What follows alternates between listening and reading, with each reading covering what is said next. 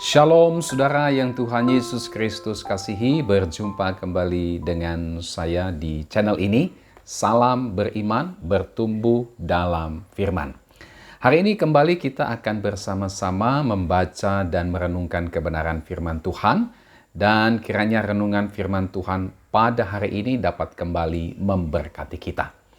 Nah, saudara yang dikasihi oleh Tuhan Yesus Kristus, teks firman Tuhan yang menjadi renungan kita pada hari ini terambil dari Injil Yohanes pasal 21 ayat 15 sampai dengan ayatnya yang ke-19.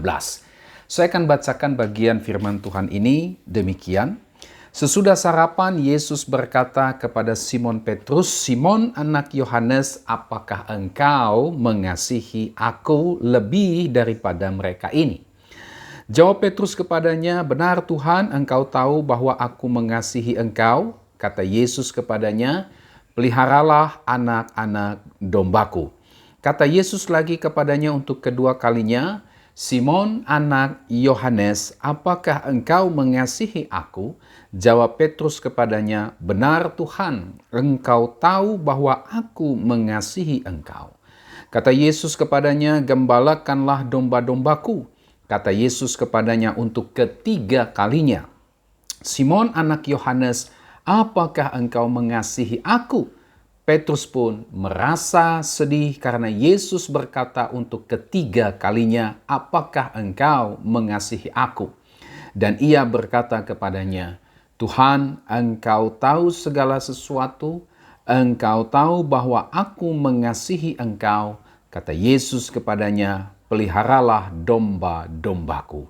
Sesungguhnya aku berkata kepadamu, ketika engkau masih muda, engkau mengikat pinggangmu sendiri dan berjalan ke tempat yang kau kehendaki. Tetapi kalau engkau sudah tua, engkau akan mengulurkan tanganmu dan orang lain akan mengikat engkau dan membawa engkau ke tempat yang tidak kau kehendaki." Hal ini dikatakannya untuk menyatakan bagaimana Petrus akan mati dan memuliakan Allah. Sesudah mengatakan demikian, ia berkata kepada Petrus, "Ikutlah aku." Apakah engkau mengasihi aku? Saudara, inilah yang menjadi tema renungan firman Tuhan pada hari ini. Apakah engkau mengasihi aku? Nah, saudara yang Tuhan Yesus Kristus kasihi, beberapa waktu yang lalu kita sudah melihat bagaimana Tuhan Yesus yang bangkit memulihkan ketidakpercayaan Thomas akan kebangkitan Yesus. Nah, kali ini kita akan melihat bagaimana Tuhan Yesus yang sudah bangkit itu, saudara, memulihkan Petrus yang terpuruk oleh karena kegagalan dan masa lalunya yang pernah menyangkal Yesus sebanyak 3 kali.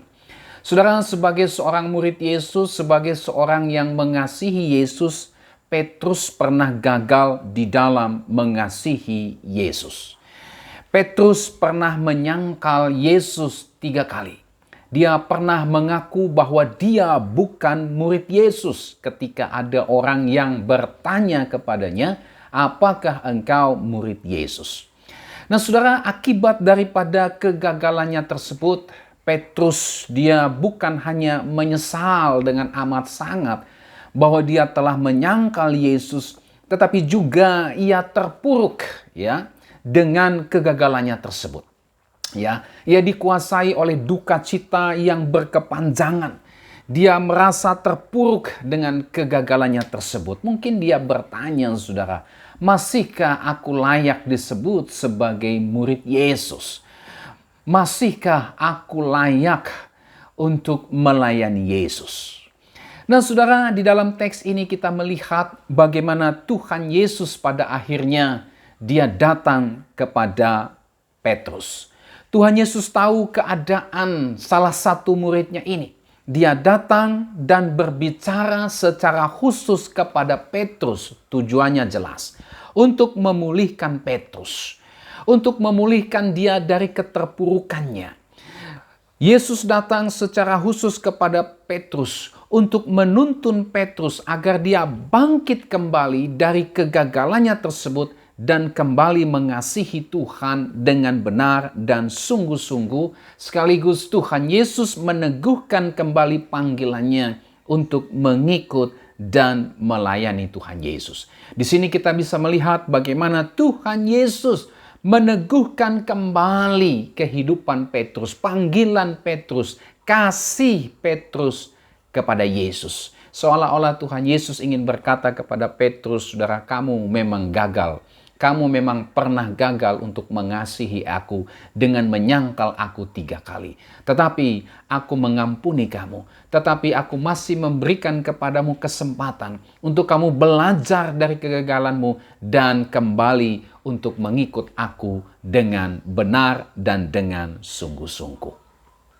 Nah, saudara yang Tuhan Yesus Kristus kasihi, ada beberapa pelajaran penting yang bisa kita ambil dari kisah ini ketika berbicara tentang kasih kepada Kristus. Yang pertama, saudara, kasih kepada Kristus lebih utama dari kasih terhadap apapun dan terhadap siapapun. Saudara, 3 kali Tuhan Yesus bertanya kepada Petrus, Simon, anak Yohanes, apakah engkau mengasihi aku?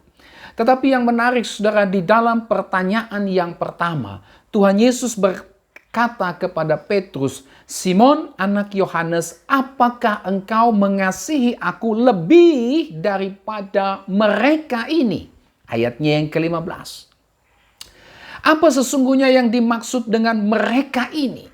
Saudara, memang tidak dijelaskan siapa yang dimaksud dengan mereka ini. Beberapa penafsir mengatakan bahwa istilah mereka ini menunjuk kepada perahu, menunjuk kepada alat penangkap ikan, juga menunjuk kepada hasil tangkapan ikan. Dalam ayat sebelumnya kita bisa melihat bagaimana Petrus dan murid-murid yang lain pergi menjala ikan tapi tidak menemukan ikan. Lalu Yesus membuat sebuah mujizat sehingga mereka bisa menangkap ikan yang cukup banyak. Ya. Jadi penafsir ini mengatakan bahwa istilah mereka ini menunjuk kepada perahu, alat penangkap ikan, dan hasil tangkapan ikan. Jika demikian, maka istilah mereka ini menunjuk kepada pekerjaan Petrus sebagai nelayan. Dengan kata lain, saudara, Tuhan Yesus berkata kepada Simon Petrus, Simon, anak Yohanes, apakah engkau mengasihi aku lebih daripada pekerjaanmu? Ya. Tetapi saudara, ada juga penafsir yang lain yang mengatakan bahwa istilah mereka ini menunjuk kepada murid-murid Yesus yang ada bersama-sama dengan mereka pada waktu itu. Dengan kata lain, Tuhan Yesus berkata kepada Simon Petrus, Simon, anak Yohanes, apakah engkau mengasihi aku lebih daripada kasih kawan-kawanmu itu? Ya. Nah, saudara, terlepas dari apapun penafsiran untuk menjelaskan arti kata mereka ini, tetapi yang jelas dari pertanyaan Yesus tersebut adalah, apakah Petrus mengasihi Yesus lebih dari kasih terhadap apapun dan siapapun? Ya, terlepas dari apapun penafsiran tentang siapa yang dimaksud dengan mereka ini, tapi yang jelas yang Yesus mau sampaikan kepada Petrus adalah, apakah Petrus mengasihi Yesus lebih dari kasih terhadap apapun dan siapapun? Apakah kasih Petrus kepada Yesus ini melebihi kasih terhadap apapun dan siapapun? Nah, saudara yang Tuhan Yesus Kristus kasihi, di sini kita belajar bahwa kasih kepada Kristus ini haruslah lebih utama dari kasih kepada apapun dan siapapun. Ya, entah itu terhadap diri sendiri, entah itu mungkin terhadap pekerjaan, entah itu terhadap kedudukan, jabatan, popularitas, harta benda, bahkan terhadap keluarga, suami, istri, anak-anak, orang tua, saudara, teman, sahabat, dan sebagainya. Ya, kasih kepada Kristus haruslah lebih utama, lebih tinggi dari kasih kepada apapun dan siapapun. Selain itu, saudara, kasih kepada Kristus juga ini haruslah menjadi dasar. Ini haruslah menjadi pondasi dari kasih kepada apapun dan siapapun. Entah itu kasih terhadap diri sendiri, entah itu kasih terhadap pekerjaan usaha yang kita punya, entah itu terhadap hobi kita, harta benda yang kita punya, kedudukan, jabatan, popularitas, keluarga, suami, istri, anak-anak, orang tua, saudara, teman, sahabat, dan sebagainya. Ya, kita memang memiliki semua itu. Kita memang mengasihi semua itu sehingga kita melakukannya dengan baik dan benar. Tetapi, saudara, semua itu harus didasarkan semata-mata oleh kasih kepada Kristus. Jadi kasih kepada Kristus ini haruslah menjadi dasar, haruslah menjadi pondasi dari kasih kepada apapun dan siapapun. Sehingga ketika kita mengasihi keluarga kita, mengasihi anak-anak kita, mengasihi orang tua kita, mengasihi saudara kita, teman, sahabat kita, dan sebagainya, semua itu ada di dalam kerangka kasih kepada Kristus. Nah, oleh sebab itu, saudara, mari kita menempatkan kasih kepada Tuhan Yesus ini lebih utama dari kasih kita kepada apapun dan siapapun. Selain itu, mari kita juga menjadikan kasih kepada Tuhan Yesus itu sebagai landasan, sebagai dasar, sebagai pondasi dari kasih kita kepada apapun dan siapapun. Jadi jelas, bagian firman Tuhan hari ini mengajak kita untuk menempatkan kasih Kristus lebih tinggi. Kasih kepada Kristus lebih utama dibandingkan kepada kasih terhadap apapun dan siapapun. Kasih kepada Kristus itu harus menjadi landasan, pondasi, baik dalam kehidupan pernikahan kita, dalam kehidupan rumah tangga kita, dalam kehidupan keluarga kita, dalam kehidupan bergereja, dalam kehidupan pelayanan, dalam kehidupan sosial kita, dalam dunia kerja, dunia sekolah, dunia studi, dan sebagainya, dan sebagainya. Kasih kepada Kristus itu harus menjadi dasar, itu harus menjadi pondasi dalam kehidupan kita. Kebenaran yang kedua, saudara, kasih kepada Kristus ini diwujud nyatakan dengan melayani Tuhan. Ayat 15 sampai dengan ayat 17. Tadi kita sudah lihat bersama bagaimana Tuhan Yesus, dia tahu bahwa Petrus mengasihi Yesus. 3 kali Tuhan Yesus bertanya kepada Petrus, "Simon, anak Yohanes, apakah engkau mengasihi aku?" Dan Simon menjawab, Petrus menjawab, "Benar Tuhan, engkau tahu bahwa aku mengasihi engkau." Saudara, di sini kita melihat Yesus tahu bahwa Petrus mengasihi Yesus. Dan oleh sebab itu Tuhan Yesus mempercayakan kepada Petrus tugas penggembalaan. Gembalakanlah domba-dombaku. Nah, saudara, di sini kita bisa melihat 2 kebenaran penting. Apa itu? Pertama, saudara, Tuhan mempercayakan tugas tanggung jawab pelayanan kepada mereka yang mengasihi Tuhan. Tuhan mempercayakan pelayanan pekerjaannya kepada setiap mereka yang mengasihi Tuhan. Ini kebenaran pertama. Kebenaran yang kedua, mereka yang mengasihi Tuhan pasti memberi diri mereka untuk melayani Tuhan sebagai bukti, sebagai wujud kasih mereka kepada Tuhan. Saudara yang Tuhan Yesus Kristus kasihi, orang yang mengasihi Tuhan, dia pasti bersuka cita di dalam melayani Tuhan. Dia pasti bersemangat di dalam melayani Tuhan. Dia pasti mengerahkan seluruh totalitas hidupnya untuk melayani Tuhan. Kenapa? Karena dia mengasihi Tuhan. Salah satu wujud daripada kasihnya kepada Tuhan adalah dia memberikan seluruh hidupnya untuk melayani Tuhan. Karena Tuhan mempercayakan pelayanan itu kepada dia. Saudara, tanpa kasih kepada Tuhan, tidak mungkin kita bisa melayani Tuhan dengan benar dan sungguh-sungguh. Kita mungkin bisa melayani Tuhan, tetapi belum tentu kita melayani Tuhan dengan kasih. Tetapi orang yang mengasihi Tuhan, dia pasti akan melayani Tuhan dengan benar dan sungguh-sungguh. Tanpa kasih kepada Tuhan, mustahil kita bisa melayani Tuhan dengan benar dan sungguh-sungguh. Saudara, kalau kita melayani Tuhan, tetapi tidak didasari oleh kasih kita kepada Tuhan, maka kita tidak akan melayani dengan benar dan sungguh-sungguh.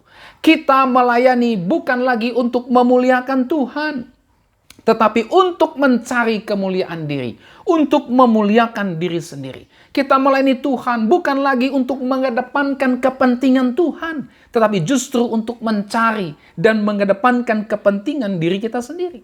Kita melayani Tuhan bukan lagi untuk mencari pujian hormat bagi Tuhan, tetapi justru mencari pujian hormat bagi diri sendiri. Kita melayani Tuhan bukan lagi untuk meninggikan nama Tuhan, tetapi justru malah untuk mencari dan meninggikan diri kita sendiri.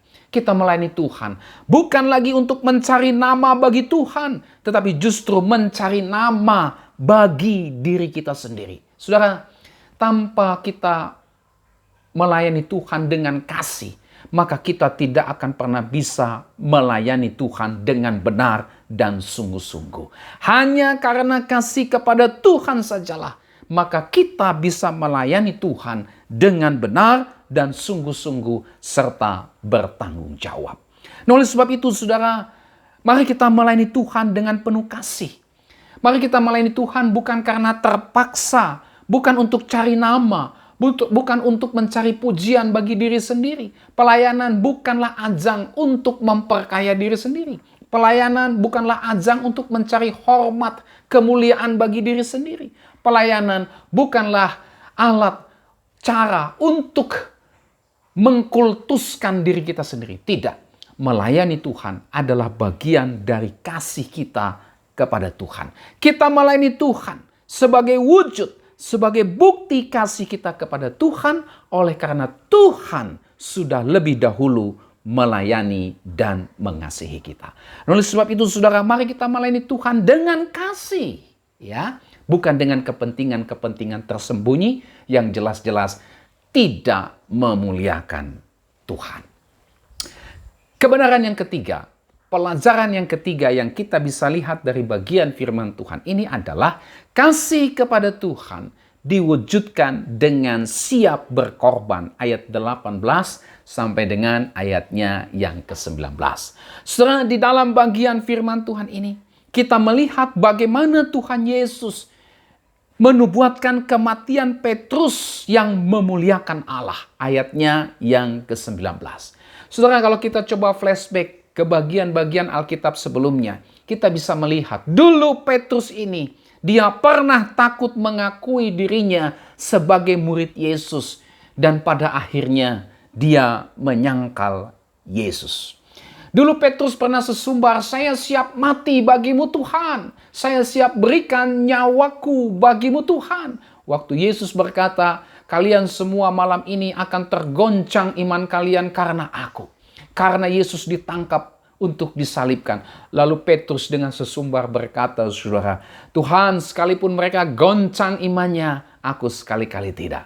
Tuhan, aku siap memberikan nyawaku kepadamu." Padahal Yesus sudah peringatkan, "Hei Petrus, sebelum ayam berkokok 3 kali, engkau telah menyangkal aku 3 kali. Lalu Petrus bilang apa? "Oh Tuhan, sekali-kali aku tidak akan pernah menyangkal engkau, nyawaku sendiri akan kuberikan kepadamu."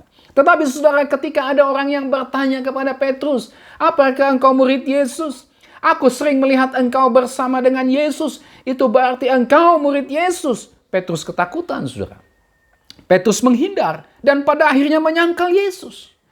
Bahkan dulu pernah Petrus melarikan diri karena takut ditangkap, karena dia adalah pengikut Yesus. Dan dia pada akhirnya lari meninggalkan Yesus sendirian waktu Yesus ditangkap untuk disalibkan. Dia dulu yang berkata, "Aku siap mati bagi engkau Tuhan." Tapi waktu Yesus ditangkap, dia justru malah lari terbirit-birit ketakutan meninggalkan Yesus seorang diri.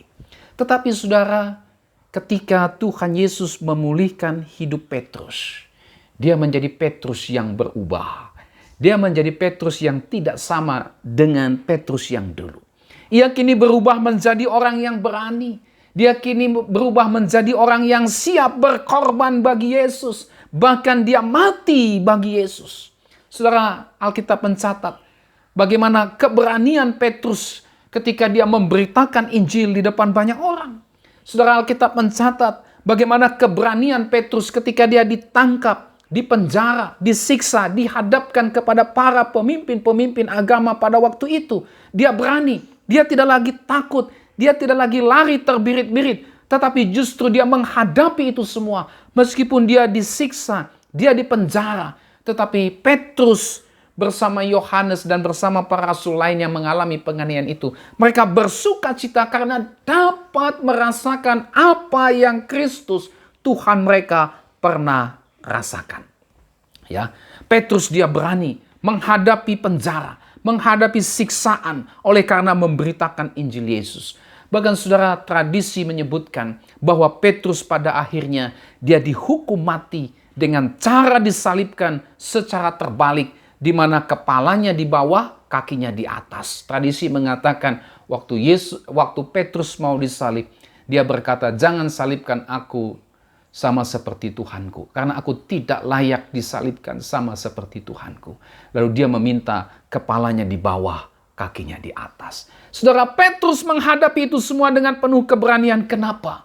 Karena Kristus sudah memulihkan dia. Petrus yang hari ini, Petrus yang sudah melihat Yesus yang bangkit, yang telah mengubahkan hidupnya, tidak lagi sama dengan Petrus yang dulu, yang takut, yang lari terbirit-birit, tetapi Petrus yang sekarang, yang sudah mengalami pembaharuan oleh Kristus yang sudah bangkit, menjadi Petrus yang siap berkorban bagi Yesus, yang siap berkorban bagi pemberitaan Injil, dan tidak segan-segan untuk memberikan nyawanya untuk hormat dan kepujian bagi Kristus.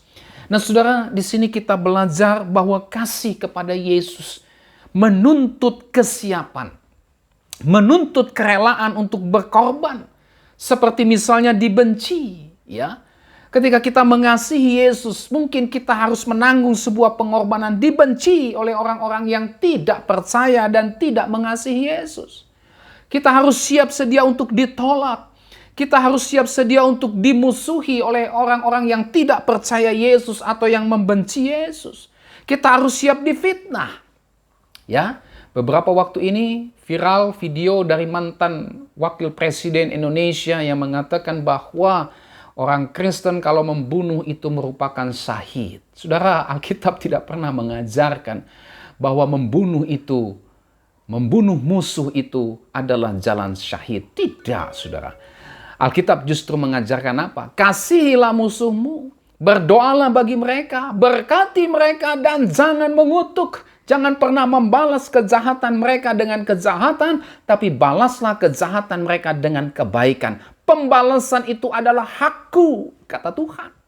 Itu sebabnya orang Kristen tidak pernah diajarkan untuk membunuh musuh, menyakiti musuh, saudara. Ya, dan itu tidak pernah diajarkan dalam iman Kristen. Membunuh musuh adalah syahid, itu bukan ajaran Kristen, saudara ya.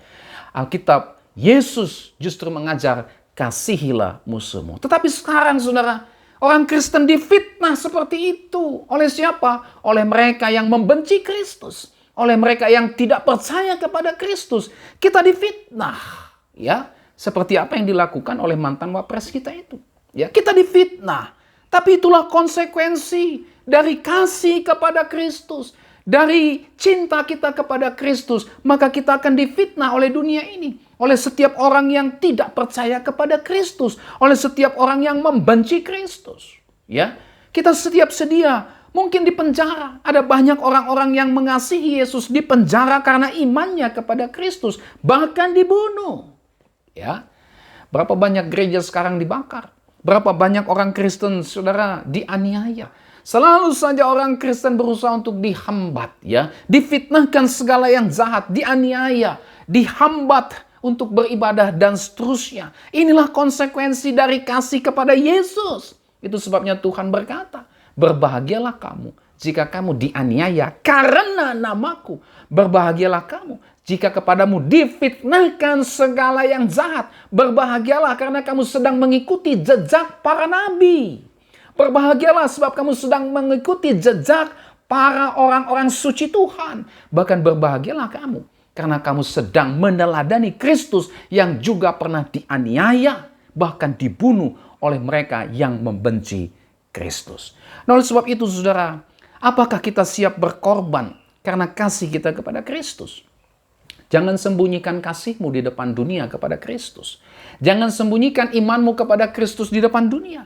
Tunjukkan kasihmu kepada Kristus kepada dunia, sehingga mereka boleh melihat bahwa kita ini adalah orang-orang yang mengasihi Yesus. Jangan kabur. Tunjukkan imanmu kepada Kristus di tengah-tengah dunia ini, supaya orang melihat bahwa engkau adalah murid Yesus. Dan Tuhan bisa pakai cara itu, saudara, untuk membawa mereka pada akhirnya percaya, bertobat, dan mengenal Yesus. Oleh sebab itu, saudara, kiranya kita selalu siap sedia untuk berkorban sebagai bukti nyata kasih kita kepada Yesus. Kasih menuntut pengorbanan. Kasih yang tidak mau berkorban bukanlah kasih.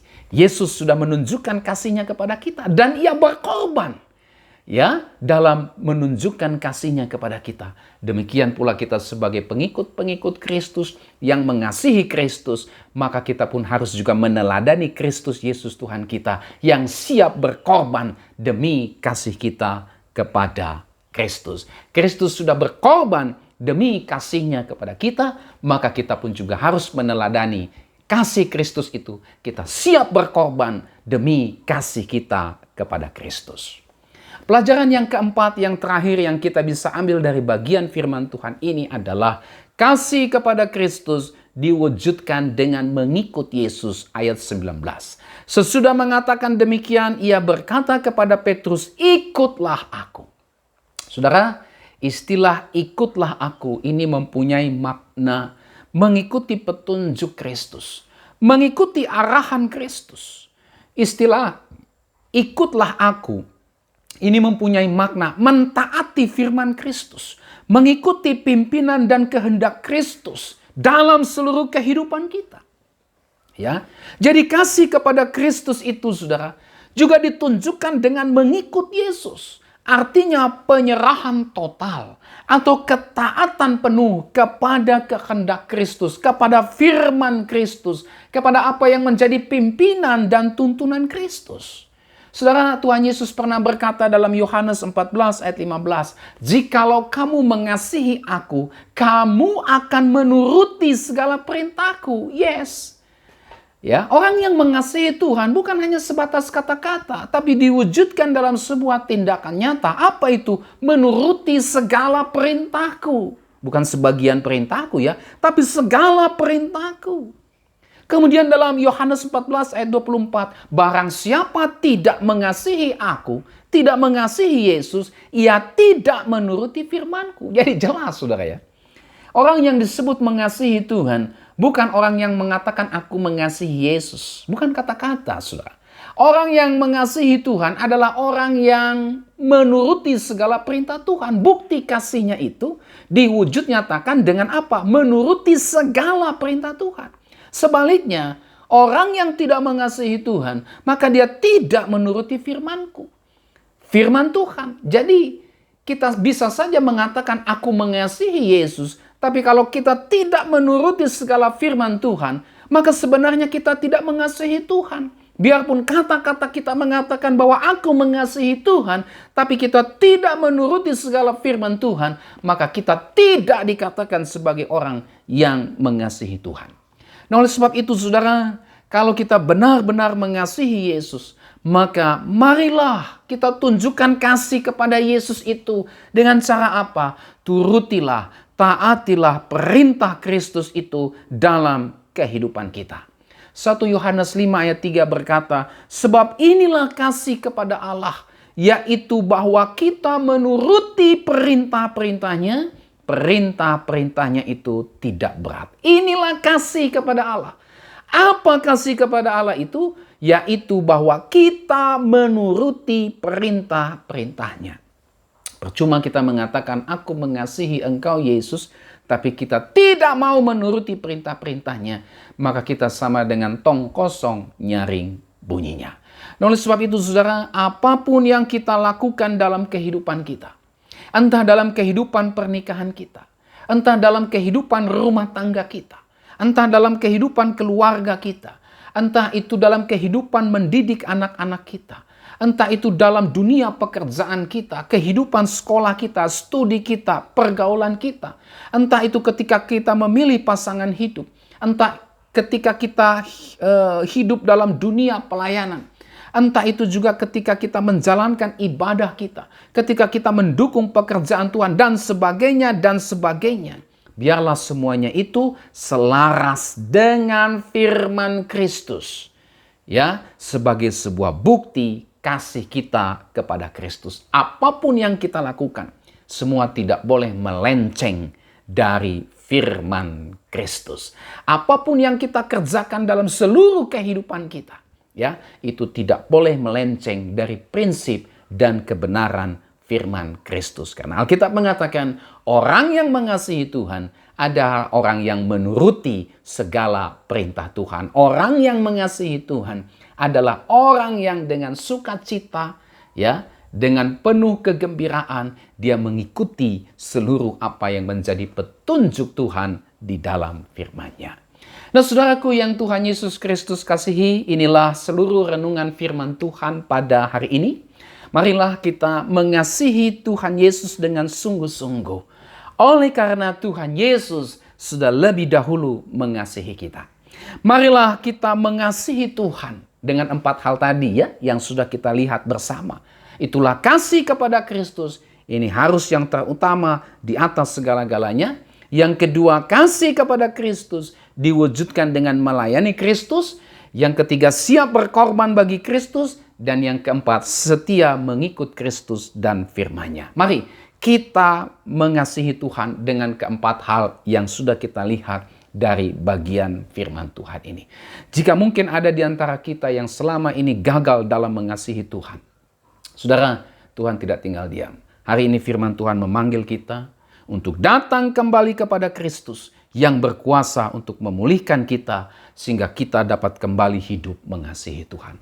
Ketika kita mungkin gagal, datanglah kepada Kristus. Sama seperti Kristus memulihkan Petrus sehingga Petrus menjadi orang yang sungguh radikal mengasihi dan melayani Tuhan, maka Kristus pun sanggup mengubah hidup saudara. Sanggup mengangkat saudara dari kegagalan saudara di dalam mengasihi Tuhan menjadi orang-orang yang dipakai Tuhan untuk hidup dalam kasih kepada Tuhan dan melayani Tuhan serta memuliakan Tuhan. Kiranya firman Tuhan hari ini memberkati saudara. Sampai kita berjumpa kembali dan shalom.